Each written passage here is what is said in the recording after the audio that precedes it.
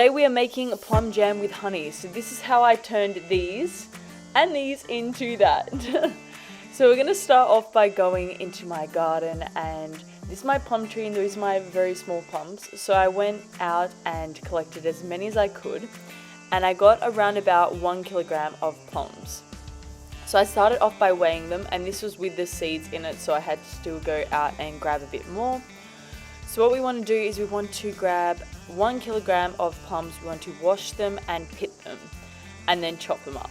So when I washed them, I just made sure there was no more dust on them, and then I slowly spent about an hour and a half cutting around the seeds and placing them in a bowl, which I ended up weighing them out in my Thermomix, but you guys can just use a scale. So for anyone that wants to make jam, you're going to get your favorite fruit. Make sure you've pitted it and washed it, and then you weigh it after, and make sure once you've weighed it, it is 1 kilogram. So as you guys can see, I'm just cleaning mine still. It took me quite a while to clean them, so I'm just going to skip this part quickly.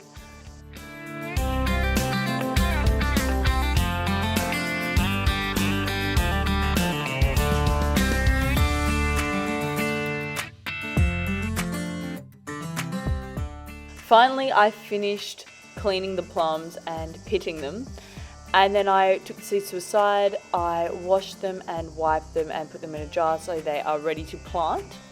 And then I weighed out my plums again to make sure that it was the right amount. Then I combined the plums with the honey and the lemon juice in a pot, and I let them sit for 30 minutes to allow the juices to release and the honey to dissolve. So this was before I put them on the stove. Then once I did that, I ended up cooking the jam, so I heated the mixture over medium heat and stirred it frequently to prevent it from sticking. It is optional if you guys would like to add some spices, so you can either add vanilla or cinnamon sticks at the start of cooking if you'd like to use them, and I ended up putting in cinnamon as I felt like that would just make the flavour taste so much nicer, and it did.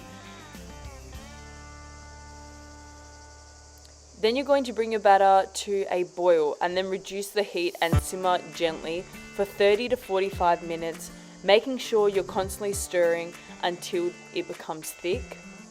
Once you're ready to take it off, what I did as just a tester to make sure that it's ready is that I got a spoonful of my jam and I placed it on a plate and I put it in the refrigerator for 3 minutes. Once the 3 minutes ran out, I took the plate out with the jam on it and I ran my fingers through it. If it wasn't too runny and it was more of a thicker clump, that means that your jam is ready.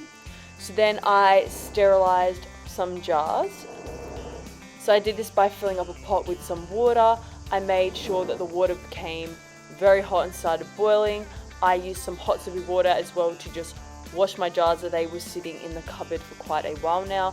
I also peeled off some of the labels, which helped to make it look nicer. And then I put my pot in to boil for 10 minutes, and then I took them out, and once they finished sterilizing, I also made sure I put in the lids, and then I started filling up the jam into the jars and then closing them. Now, because I wanted my jam to last for a long time and to be shelf stable, I knew that I had to water bath can my jam. So once all my jars were full, I ended up water bath canning them.